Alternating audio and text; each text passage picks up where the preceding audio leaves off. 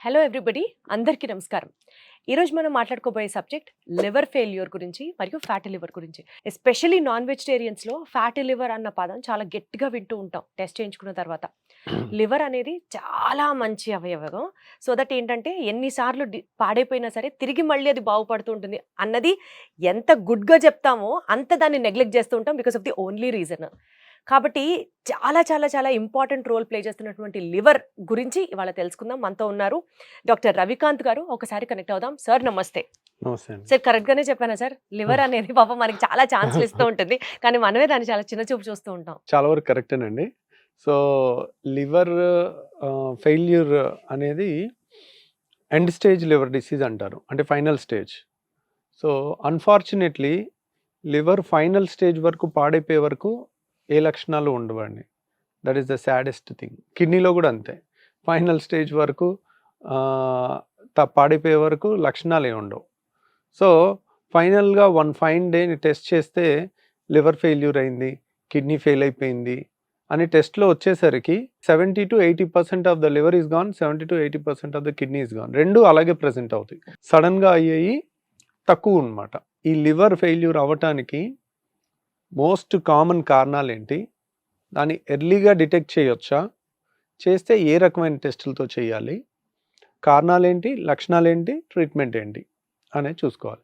Mostly ఒక్కొక్కటి almost మనకు ఒక్కొక్క వీడియో అవ్వచ్చు. సో లివర్ ఫెయిల్యూర్ అంటే ఏంటి, దాని కారణాలు ఏంటి అనేది అనుకుంటే, ఇప్పుడు లివర్ అనేది ప్రతి మనిషికి పొట్టలో కుడి పక్క ఉంటుందన్నమాట లివర్.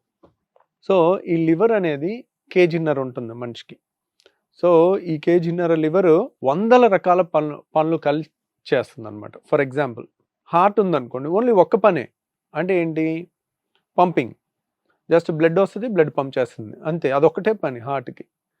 ఊపిరితిత్తులు ఉందనుకోండి, బ్రీతింగ్, అంటే తీసుకున్న గాలిని మనకు అందించటం, అదొక్కటే పని, ఇంకా వేరే పని ఏం లేదు. లివర్కి అలా కాదు, వందల ఫంక్షన్స్ ఉంటాయి. ఇప్పుడు కిడ్నీ ఉంది, మన బాడీలో తయారైన వేస్ట్ మెటీరియల్స్ అన్నిటిని బయటికి పంపిస్తుంటుంది.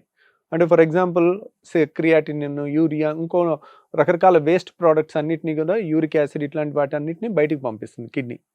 సో కిడ్నీ ఫెయిల్ అయితే మనం డయాలసిస్ చేసి మనిషిని 10 ఏళ్ళు 20 ఏళ్ళు బతికించవచ్చు.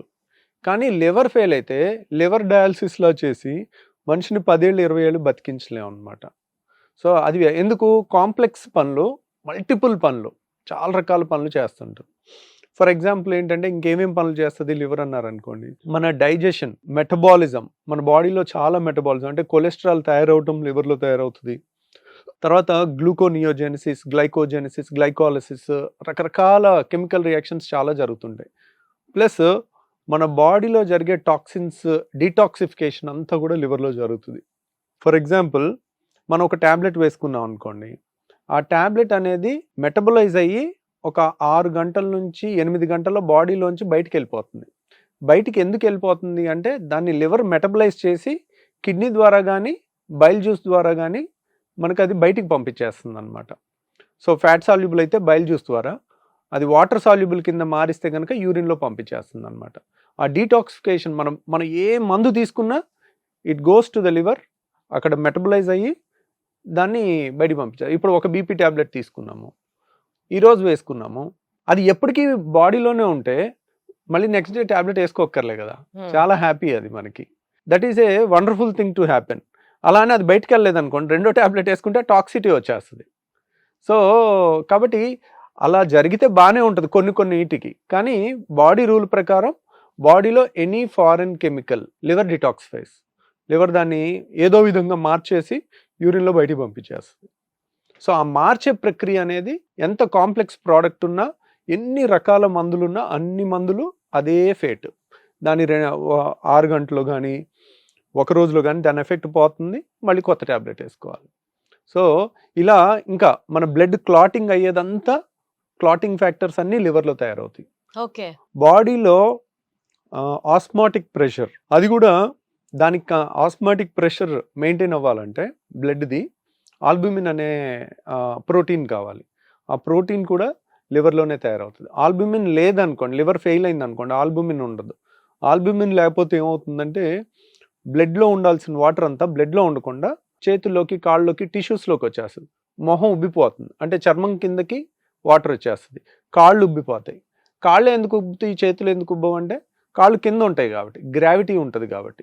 కాబట్టి Got it. చేతుల్లో కూడా వస్తుంది కానీ కాళ్ళలో గ్రావిటీ వల్ల ఎక్కువ కనపడుతుంది. Hmm. సో కిడ్నీ ఫెయిల్యూర్ అయిన వాళ్ళలో కూడా కాళ్ళవాపులు రావచ్చు, కానీ దానికి కారణం ఏంటి, ఆల్బుమిన్, యూరిన్లో ఆల్బుమిన్ వెళ్ళిపోవటం వల్ల వాళ్ళకి వస్తుంది, వాళ్ళకు కూడా ఆల్బుమిన్ తగ్గుద్ది. కానీ లివర్లో ఆల్బుమిన్ తయారవుద్ది. లివర్ ఫెయిల్యూర్లో దాని సింథసిస్ తగ్గటం వల్ల ఆల్బుమిన్ తగ్గి కాళ్ళవాపులు వస్తాయి. అదే కిడ్నీ ఫెయిల్యూర్లో ఆల్బుమిన్ ఎక్కువ పోవటం వల్ల, వేస్టేజ్ అయిపోవటం వల్ల ఆల్బుమిన్ తగ్గి కాళ్ళవాపులు వస్తుంటాయి. అలా లివర్కి చాలా ఫంక్షన్స్ ఉంటాయండి. ఈ ఫంక్షన్స్ అన్నిటినీ కాంప్లెక్స్ ఫంక్షన్స్ అన్నీ చేసుకుంటూ వెళ్తుంటుంది. Liver is the only organ which can regenerate. అంటే మనం ఒక ఫేమస్ డ్రాయింగ్ ఉంది, పెయింటింగ్ ఉంది. ఆ పెయింటింగ్లో ఏం చేస్తారంటే ఆల్మోస్ట్ కొన్ని థౌజండ్స్ ఆఫ్ ఇయర్స్ కింద గ్రీక్లో వేసిన దాంట్లో ఒక పేషెంట్కి ఇక్కడ కత్తితో ఘాటు పెట్టి వదిలేస్తారు, లివర్ కనపడతా ఉంటుంది. ఒక గద్ద ఆ లివర్ని పొడుచుకుని తింటూ ఉంటుంది. మళ్ళీ నెక్స్ట్ డే మళ్ళీ లివర్ కొత్తది వచ్చినట్టు అట్లా ఒక పెయింటింగ్ ఉంటుంది గ్రీక్లో. అంటే ఎవ్రీడే కొత్తది తయారవుతుంది అని. ఎవ్రీడే తయారవ్వదు, బట్ ఉన్న అవయవాల్లో హార్ట్ దానంతది అవ్వదు, కిడ్నీ అవ్వదు, కానీ లివర్ ఒక్కటే కానీ అవుతుంది. ఇది మనం ఎప్పుడైతే సగం లివర్ తీసేసి దానం చేసాం అనుకోండి, లివర్ ట్రాన్స్ప్లాంట్ కోసం, ఇంట్లో ఎవరైనా లివర్ ఫెయిల్యూర్ అయిన వాళ్ళకి మనం దానం ఇస్తే మిగిలిన లివర్, ఇప్పుడు 50% లివర్ ఉంటుంది కదా, ఇంకో 25% లివర్ పెరుగుతుంది అన్నమాట, మళ్ళీ వస్తుంది.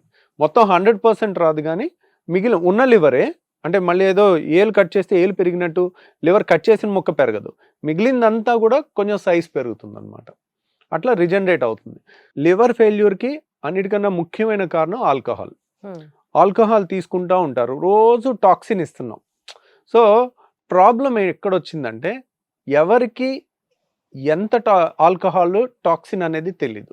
కొంతమందికి రోజు లిమిటెడ్గానే తాగుతుంటారు, లేకపోతే ఒక పెగ్గే తీసుకునే వాళ్ళు ఉంటారు, వాళ్ళకి కంప్లీట్ లివర్ డ్యామేజ్ అయిపోద్ది. కొంతమందికి డైలీ ఫుల్గా తాగుతూ ఉంటారు, 24 గంటలు అదే పనిగా తాగుతుంటారు, వారికి లివర్ డ్యామేజ్ అవ్వదు. అంటే మనిషికి వ్యత్యాసం ఉంటుంది. ఒకరికి లివర్ వీక్గా ఉంటుంది, కొంతమందికి స్ట్రాంగ్గా ఉంటుంది. ప్లస్ జెంట్స్ తాగినట్టు లేడీస్ కనుక ఆల్కహాల్ తీసుకుంటే వాళ్ళకి వెంటనే లివర్ పాడిపోతుంది, ఎందుకంటే వాళ్ళ బిల్ట్ చిన్నగా ఉంటుంది. మేల్స్కి కేజీన్నర ఉంటే ఫిమేల్స్కి ఒక్కోసారి షార్ట్గా ఉన్న వాళ్ళకి కేజీయే ఉంటుంది. అంతే ఆల్కహాల్ కనుక వీళ్ళకి వెళ్తే కనుక అది టాక్సిటీ ఎక్కువైపోయి లివర్ తొందరగా ఫెయిల్ అయిపోతుంది. సో మనిషికి వ్యత్యాసం ఉంటుంది, మేల్కి ఫిమేల్కి వ్యత్యాసం ఉంటుంది.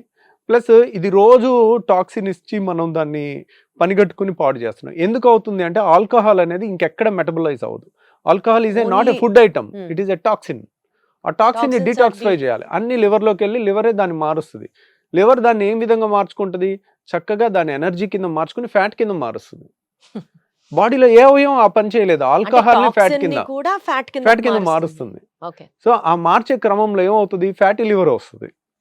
ఫ్యాటీ లివర్ వచ్చినప్పుడు ఏమవుతుంది, చోక్ అయిపోతుంటుంది లివర్కి 100 ఫంక్షన్లు ఉన్నాయి, దాంట్లో అంతా కొవ్వు పేరుకుపోయి ఫ్యాటీ లివర్ ఫోటో చూస్తే అన్ని తెల్ల చుక్కలుగా ఉంటుంది, చాలా అద్భుతంగా ఉంటుంది. మేము సర్జరీ చేసేటప్పుడు రోజు ఫ్యాటీ లివర్ చూస్తూ ఉంటాం. సో ఎందుకు, బేరియాట్రిక్ లావుళ్ళకి చేస్తుంటాం కాబట్టి. ఎప్పుడైతే ఫ్యాట్ ఎక్కువ డిపాజిట్ అవుతూ ఉంటుందో లివరు ఉక్కిరిబిక్కిరి, దాని పని చేసుకోవడానికి కావాల్సిన స్పేస్ కూడా ఉండదు, ఇంకా కాంప్లికేట్ అవుతుంది. ఈరోజు ఫ్యాటీ లివర్ వచ్చింది అనుకోండి, ఒక 10-15 ఏళ్ళు అలాగే ఫ్యాటీ లివర్, 15 ఏళ్ళు 18 ఏళ్ళు 20 ఏళ్ళు ఉంటే 20 ఏళ్ళ తర్వాత లివర్ కంప్లీట్గా డ్యామేజ్ అయిపోయే అవకాశం ఉంటుంది. సో ఆల్కహాల్ తీసుకోవటం వల్ల కూడా ఫ్యాటీ లివర్ ఫస్ట్ స్టేజ్లో వచ్చి తెలియకుండా సెకండ్ స్టేజ్, థర్డ్ స్టేజ్కి వెళ్ళి ఫైనల్గా సిర్రోసిస్ అంటారు, లివర్ ఫెయిల్యూర్గా అవుతుంది అనమాట. అంటే ఈ ఆల్కహాల్ తీసుకునే వాళ్ళతో పాటు ఇంకా నాన్ వెజిటేరియన్స్కి కూడా ఈ ఫ్యాటీ లివర్ చాలా కామన్గా అని వింటూ ఉంటాం. ఎందుకు సార్ నాన్ వెజిటేరియన్స్, బికాస్ అందులో ఫ్యాట్ ఎక్కువ ఉంటుందనా?